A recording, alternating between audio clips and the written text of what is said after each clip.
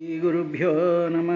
కోపముతోడ నీవు దధి కుంభము భిన్నము సేయుచున్నచో గోపిక త్రటగట్ట వికుంచిత సాంజన బాష్పతోయధరా పరిపూర్ణ వక్త్రము కరంబుల బ్రాముచు వెచ్చనూర్చుచున్ పపడవై నటించుట కృపావర నమది చోద్యమయ్యడిన్ నిను చింతింపుచున్ పాడుచున్ పొగడుచున్ నీ దివ్య చారిత్రముల్ వినుచున్ చుతురుగాక లోకులు ఇతరాన్వేషంబులంజూతురే ఘన దుర్జన్మ పరంపరాహరణ దక్షంబై మహాయోగి వాగ్వినుతంబైన భవత్పదాబ్జయుగమున్ విశ్వేశ విశ్వంభర యాదవులందు పాండుసుతులందు అధీశ్వర నాకు మోహ విచ్ఛేదము సేయుమయ్య ఘన సింధువు జేరెడి గంగభంగిని పాద సరోజ చింతనముపై అని శంభు మదీయ బుద్ధి నిత్యాధర వృత్తితో కుదురునట్లుగా చేయుగదయ్య ఈశ్వర. శ్రీకృష్ణాయదుభూషణ నరసఖ శృంగారరత్నాకర లోకద్రోహి నరేంద్రవంశదహన లోకేశ్వర దేవతానీక బ్రాహ్మణ గోగణార్తిహరణ నిర్వాణ సంధాయక నీకున్మృక్యద త్రుంపవే భవలతల్ నిత్యానుకంపానిధి నీ పద్యావళులాలకించు చెవులు నిన్నాడు వాక్యంబులు నీ పేరం వనిసేయు హస్తయుగము నీ మూర్తిపై చూపులున్ నీ పదంబుల పొంత మృక్కు శిరముల్ నీ సేవపై చిత్తముల్ నీపై బుద్ధులు మాకు నిమ్ము కరుణన్ నీరే జపత్రేక్షణ ఎన్నడునైన యోగి విభులెవ్వని పాదపరాగమెంతయున్ కన్నులగానరు అట్టి హరి కౌగిట చేర్చుచు చెట్టబొట్టుచున్ తన్నుచు గ్రుద్దుచున్ నగుచు దద్దయుపై బడి కూడియాడుచున్ మన్నన సేయు వల్లభ కుమారుల భాగ్యములింత యొప్పునే. ఓం శ్రీ గురుభ్యో నమ. ఓ విదురా, ప్రకృత్య అసమ్మతం వేనం అభ్యసించం పతిం భువః. ఆ వేణుడంటే పరమ దుర్మార్గుడు, వాడు సరైనటువంటి వాడు కాడు అని తెలిసి కూడా ధర్మాన్ని, రాజధర్మాన్ని ఫాలో అవుతూ ఆ ఋషులందరూ కూడా ఏదైతే కానివ్వండి అనేటువంటి విధానంగా అభ్యసించన్ ఆ వేణుణ్ణి రాజుగా చేశారయ్యా. చేసిన తరువాత ఏమైంది అంటే, సాధారణంగా ఎలా ఉంటుంది అంటే, సాధారణంగా మనం కూడా చూస్తూ ఉంటాంగా ఈ ప్రజాస్వామ్య వ్యవస్థలో పరమ దుర్మార్గుల్ని, రౌడీల్ని, గూండాల్ని, తర్వాత ద్రోహుల్ని, అవినీతి పరుల్ని, వీళ్ళందరినీ కూడా మాయమాటలు పడి మనం మాయలో పడి వాళ్ళని మనం ఎన్నుకున్నట్లయితే దేశం ఎంత దరిద్రంగా అయిపోతుందో అనేటువంటి విషయం మనం ఏ విధంగా అయితే ఈనాడు చూస్తూ ఉన్నామో, అదేవిధంగా ఆ కాలంలో కూడా ఇటువంటిది జరుగుతుంది, ప్రతి యుగంలోనూ కూడా ఇటువంటిది జరుగుతుంది అని చెప్పడం కోసమే వేణుడు కథని కూడా మనకి భాగవతంలో ఈ విధంగా చెప్పారు. ఎందుకు అంటే, విరాట్ స్వరూపుడి యొక్క ముందు భాగం అంతా ధర్మం, వీపు భాగం అంతా అధర్మం. ధర్మాధర్మాలు రెండు ఎప్పుడూ కలిసే ఉంటాయి. వివేకవంతుడైనటువంటి వాడు ఈ రెండిటికి మధ్యలో ఉండి నిరంతరము ఈ రెండిటిని సృష్టించినటువంటి పరమాత్మ యొక్క పాదపద్మాలను నిరంతరం భావిస్తూ, సేవిస్తూ, పారాయణ చేస్తూ ఆలోచిస్తూ ఉండడమే జీవితం యొక్క లక్ష్యము అని చెప్తూ ఉంటుంది. అంతేగాని దుర్మార్గుల గురించి కంటిన్యూస్గా డిస్కస్ చేస్తూ వాటి మీదే మనసు పెట్టడం, అదేవిధంగా ధర్మకార్యాలు చేస్తున్నటువంటి వాళ్ళ మీదే మనసు పెట్టి వాళ్ళ చుట్టూనే తిరుగుతూ వాళ్ళే గొప్పవాళ్ళు అనుకుంటూ వాళ్ళే మనకి మార్గదర్శకులు అనుకుంటూ ఉండడం అనేటువంటిది కాదు.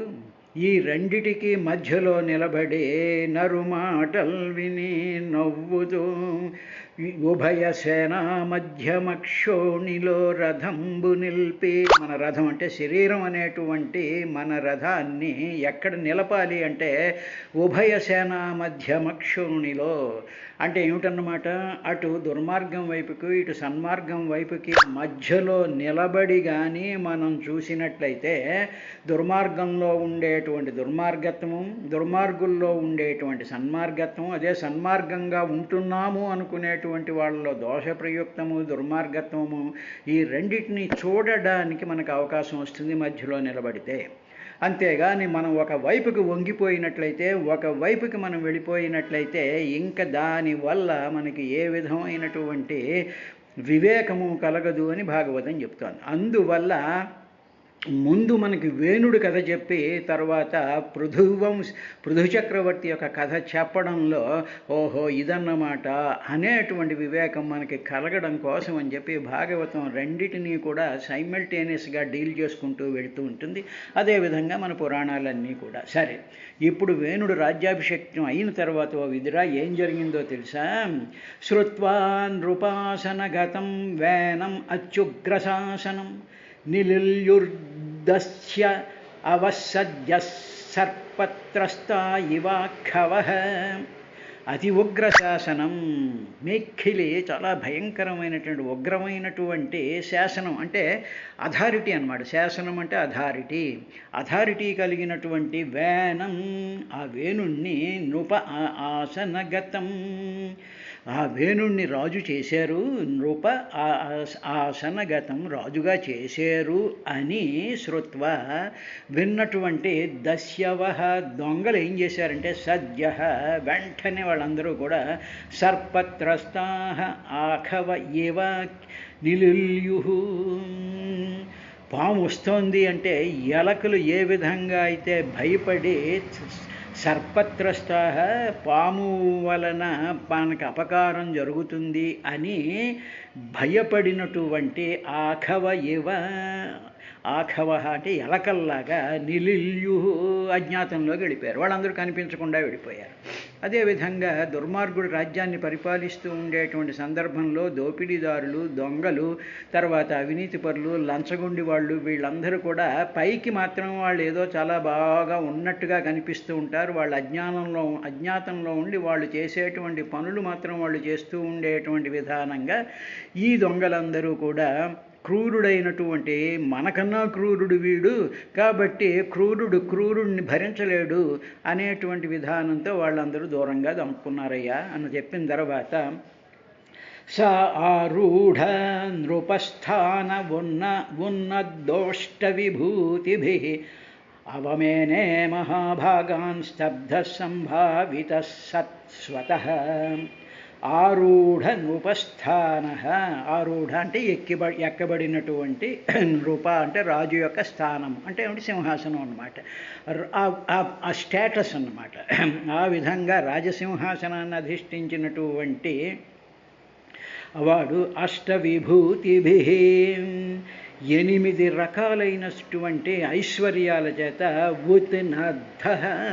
ఉత్ ఇంకా అడ్డు ఆపు లేకుండా ఏ విధమైనటువంటి ఒక క్రమశిక్షణ కానీ, ఒక రెస్పాన్సిబిలిటీ కానీ, ఒక విధమైనటువంటి నేను ప్రజలకు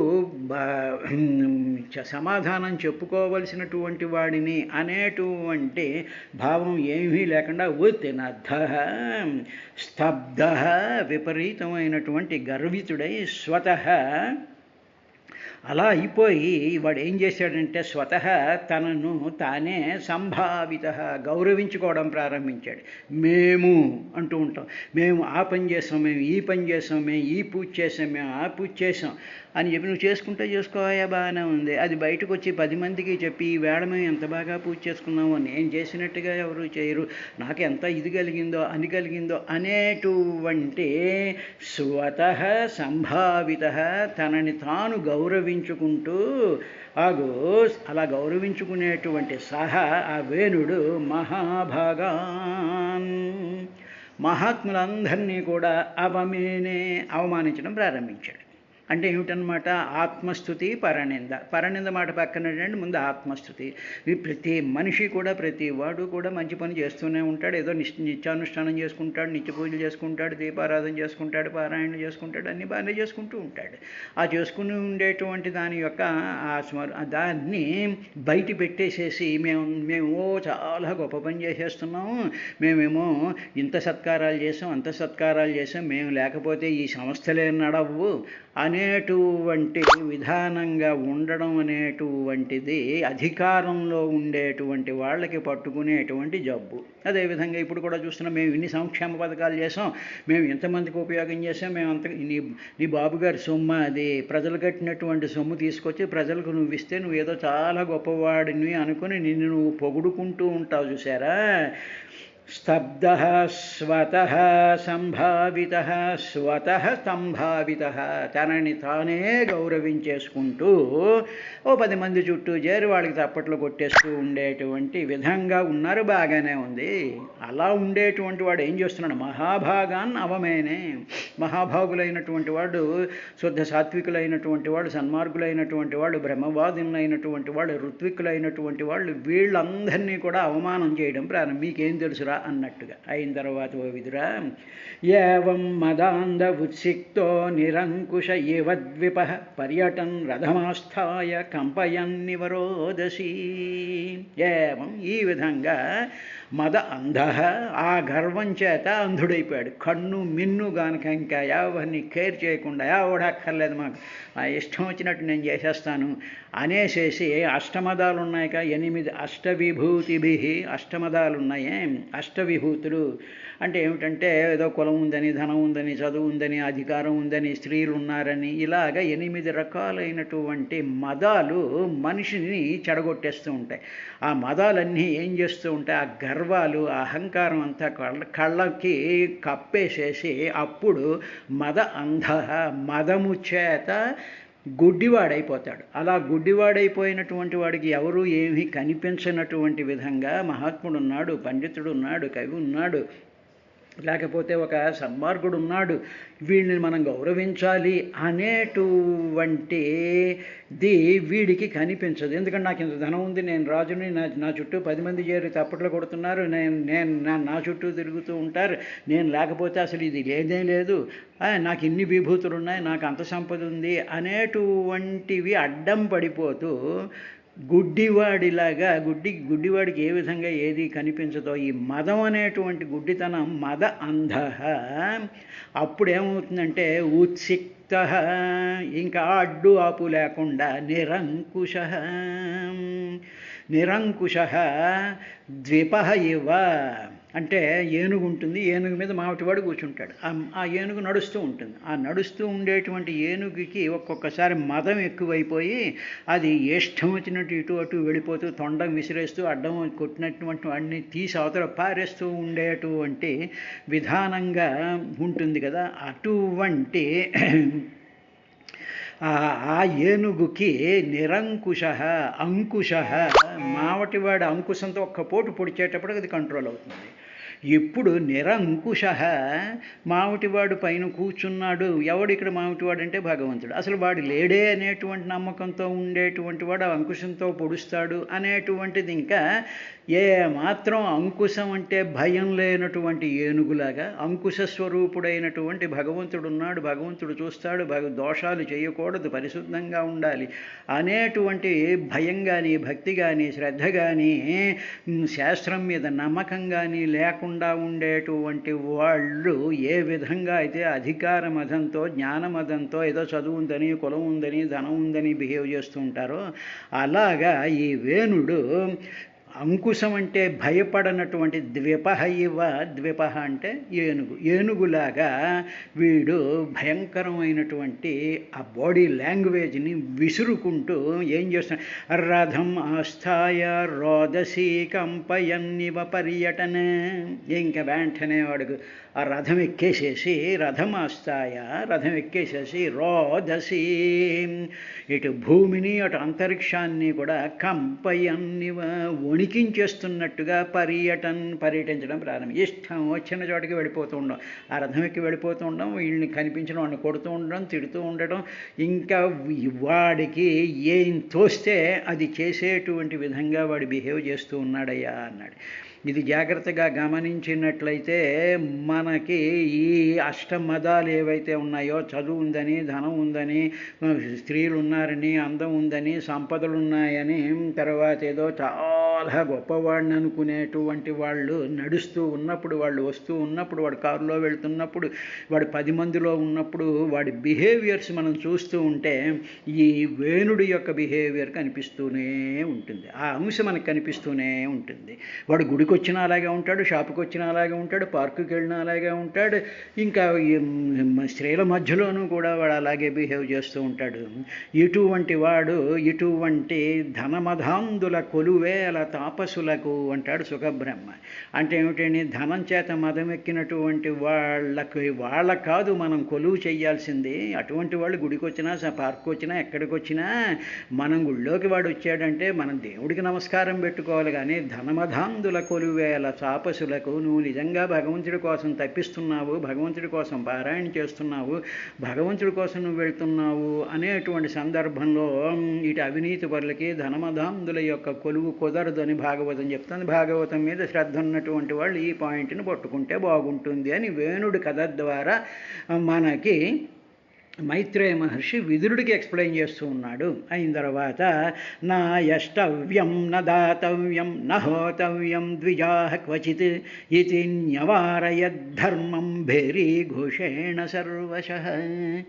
ఇలాగ పెట్టరేగిపోయి వీడు రథం ఎక్కేసేసి భూమి మీద ప్రయాణం చేస్తూ అటు ఆకాశంలో కూడా ప్రయాణం చేస్తూ ఉండేటువంటి సందర్భంలో క్వచిత్ ఎక్కడైనా సరే ద్విజాః బ్రాహ్మణులు అష్టవ్యయం ఎవరైనా వాళ్ళు హోమాలు చేస్తుంటారు, యజ్ఞాలు చేస్తుంటారు, క్రతువులు చేస్తూ ఉంటారు, రకరకాలైనటువంటి పూజలు పునస్కారాలు చేస్తూ ఉంటారు, అవి ఇళ్లల్లో చేస్తూ ఉంటారు, ఆ తర్వాత దేవాలయాల్లో చేస్తూ ఉంటారు, మిగతా చోట్ల కూడా చేస్తూ ఉండేటువంటి ఆ బ్రాహ్మణుల్ని నా అష్టవ్యం వీరివేమి చేయడానికి వీల్లేదు అని చెప్పి వాళ్ళని కంట్రోల్ చేసేసి తర్వాత ఎవరైనా సరే దానాలు ఇస్తూ ఉంటే ఏదో దానాలు ఇస్తూ ఉంటారు కదా, అటుంటే నదాతవ్యం దానాలు చేయడానికి వీల్లేదు, నహోతవ్యం హోమాలు చేయడానికి వీల్లేదు ఇది అంటూ భేరీ ఘోషేణ సర్వశః ధర్మం న్యవారయతే. ఇలాగ చాటింపులు భేరీ ఘోషేణ అంటే ఇటువంటి విధానంగా చాటింపులు చేస్తూ సర్వశః అన్ని విధాలా కూడా ధర్మం న్యవారయత్ మొత్తం ధర్మాన్ని అంతటిని కూడా వాడు అడ్డుకోవడం ప్రారంభించాడు. ఓ విదురా, అంటే ఏమిటి, చేస్తే వాడి పూజే చేయాలి, వాడినే పొగడాలి, వాడి కబుర్లే చెప్తూ ఉండాలి తప్ప మిగతా భగవత్ సంబంధమైనటువంటి భాగవతం వద్దు అంతే. ఆ విధంగా ఇక్కడ ఏమీ చేయడానికి వీల్లేదు అనేటువంటి ఆ ధర్మాన్ని జరిగేటువంటి ధర్మాన్ని న్యవారయత్ వీడు అడ్డుకున్నాడయ్యా. తర్వాత వేనస్యావేక్ష్యమునయో దుర్వృత్తస్య విచేష్టితం విమృశ్య లోకం వ్యసనం కృపయోచు స్మ్రసత్రిణః మునయః. మునులందరూ కూడా దుర్వృత్తస్య ఆ చెడ్డ స్వభావం కలిగిన దుర్మార్గపు మనస్తత్వం కలిగినటువంటి వేనస్య ఆ వేణుడి యొక్క విచేష్టితం ఆ చేష్టల్ని ఆవేక్ష చూశారు వాళ్ళంతా. వాళ్ళని భరించారు, కొంతకాలం భరించాలి తప్పదు. దుర్మార్గుడు పరిపాలన చేస్తూ ఉన్నాడంటే వాడు 5 ఏళ్ళు పరిపాలన చేస్తున్నాను చెప్పి 5 ఏళ్ళు కూడా అటు మంచివాళ్ళు ప్రజలు, సామాన్యులైనటువంటి వాళ్ళు, అజ్ఞానులైనటువంటి వాళ్ళు, జ్ఞానులైనటువంటి వాళ్ళు, వాళ్ళు ప్రొఫెసర్లు అవని, సైంటిస్టులు అవని, లాయర్లు అవని, సామాన్యమైన ప్రజలు అవని, ఎవరు అవనివ్వండి, వాళ్ళంతా కూడా భరించాల్సి వస్తుంది వాడి పరిపాలన చేస్తున్నంతసేపు. విచేష్టితం ఆవేక్ష చూసి ఇంకా వాళ్ళు ఏం చూశారంటే లోక వ్యసనం, ఈ జనులు పడేటువంటి కష్టాలను కూడా చూశారట. అంటే ఏమిటి, వాడు చేస్తూ ఉండేటువంటి ఆ దుర్మార్గాలన్నిటినీ కూడా వాడు చేస్తూ ఉంటే అప్పుడు జనులు పడుతూ ఉండేటువంటి కష్టాలని చూసి విమృశ్య, ఆ కష్టాలన్నిటినీ కూడా విమృశ్య చాలా విచారించారు, వాటి గురించి ఆలోచించారు. ఏమిటి వీడు ఇలా చేస్తున్నాడు అనేసి దీనికి ఏదో ఒక సొల్యూషన్ తీసుకురావాలి, తప్పదు అని మునయ, మననశీలురైనటువంటి ధర్మపరులైనటువంటి ప్రజాహితం కోరేటువంటి మునయ కృపయా శత్రిణ ఊచు స్మ. వెంటనే వాళ్ళందరూ కూడా శత్రిణ, ఈ మునులందరూ కూడా ఒక చోట సమావేశం అయ్యారు. ఈ ఋషులు, మునులు, ఈ సన్మార్గులు వీళ్ళందరూ కూడా శత్రిణ ఒక చోట సమావేశమై ఊచు స్మ, వాళ్ళలో వాళ్ళు ఈ విధంగా మాట్లాడుకోవడం ప్రారంభించారు. ఏం మాట్లాడుకున్నారు అని విదురుడు అడుగుతూ ఉండేటువంటి సందర్భంలో 8వ శ్లోకం 4వ స్కంధం 14వ అధ్యాయంలో అప్పుడు వాళ్ళు ఏమి మాట్లాడుకున్నారు అనేటువంటి దాన్ని చెప్తూ అహో ఉభయతః ప్రాప్తం లోకస్య వ్యసనం మహత్ దారుణ్యభయతో దీప్త ఇవ తస్కరపాలయో. అహో ఆశ్చర్యం, ఉభయతః రెండు వైపుల నుండి కూడా దీప్తే మండించబడుతూ ఉండేటువంటి దారుణ ఇవ, ఒక కట్టె, ఒక దొంగ ఉందనుకోండి, ఆ దొంగకి రెండు వైపులా కూడా ఉభయతః ఆ ఎడ్జిని ఈ ఎడ్జిని కూడా దూప్తే, రెండింటిని పెట్రోల్ పోసి అంటించేస్తున్నాం అనుకోండి, అంటించేస్తే మంట ఏమవుతుంది, ఆ పక్క నుంచి ఇలా స్ప్రెడ్ అయిపోతుంది, ఈ పక్క నుంచి ఇలా స్ప్రెడ్ అయిపోతున్నట్టుగా లోకస్య, లోకంలో ఉభయతః రెండు వైపుల నుండి కూడా తస్కరపాలయో, చోరులు, ఆ పక్క నుంచేమో దుర్మార్గులు, అవినీతిపరులు, లంచగొండులు, తర్వాత చిన్న చిన్న దొంగతనాలు చేసేటువంటి వాళ్ళు, బందిపోట్లు, చెడ్డీ గ్యాంగులు ఒక పక్క నుంచి వాళ్ళు వచ్చేస్తూ ఉన్నారు. ఈ రెండో పక్క నుంచి ఈ వేణుడు, వీడు పెద్ద పెద్ద స్కాములు చేస్తూ అందరినీ భయపడుతూ దుర్మార్గాలు చేస్తూ పూజలు చేయకూడదు, హోమాలు చేయకూడదు, ఇవి చేయకూడదు, అవి చేయకూడదు అని చెప్పి వీడో పక్క నుంచి మంట, ఈ అవినీతిపరులు, లంచగొండులు, దుర్మార్గులు, దొంగలు వీళ్ళందరూ కూడా ఒక పక్క నుంచి కూడా మహత్ వ్యసనం ప్రాప్తం. మహత్ చాలా గొప్పదైనటువంటి వ్యసనం, ఈ బాధ వచ్చి పడిపోయింది జనులకి. వీళ్ళందరూ ఎలాగున్నారంటే రెండు వైపులా అంటించబడ్డటువంటి కట్టె మధ్యలో పురుగులు, జీవులు ఏ విధంగా అయితే బాధపడిపోతూ అటు వెళ్ళలేరు ఇటు వెళ్ళలేనటువంటి విధంగా వీళ్ళందరూ కూడా, జనులందరూ కూడా బాధపడిపోతూ ఉండడం అనేటువంటి విషయాన్ని, వాళ్ళ మధ్యలో నలిగిపోతున్నారు వీళ్ళు అనేటువంటి విధానాన్ని వాళ్ళు, ఆ మహర్షులు, ఋషులు, సన్మార్గులు, విశ్లేషకులు, ఆ ప్రజాహితం కోరేటువంటి వాళ్ళందరూ కూడా ప్రజల యొక్క బాధ, రెండు వైపుల నుంచి పడుతూ ఉండేటువంటి బాధను చూశారయ్యా వాళ్ళు. చూసి అప్పుడు వాళ్ళలో వాళ్ళే ఏమనుకున్నారంటే అరాజక భయాత్ ఏష కృతో రాజా అదర్హణ తతోప్యాసీద్భయం త్వద్య కథం స్యాత్ స్వస్తి దేహినా. అరాజక భయాత్, ఈ అరాజకం అంతా, రాజు కూడా ఒక రాజధర్మం ప్రకారం, ఒక ధర్మం ప్రకారం, ఒక నీతి ప్రకారం, ఒక వ్యవస్థల మీద గౌరవంతోనూ పని చేయాల్సినటువంటిది పోయి అరాజకత్వం, వాడికి ఏం దోస్తే ఆ విధంగా చేసేస్తూ ఉండేటువంటి వాడి వల్ల భయం. ఆ అర్హణ, ఇలా చేస్తూ ఉండేటువంటి వాడికి ఆ రాజపదవికి ఏమాత్రం అర్హత లేదు వాడికి. ఏష, అటువంటి ఏష, ఈ వేణుడు రాజా కృత, రాజుగా చేయబడ్డాడు.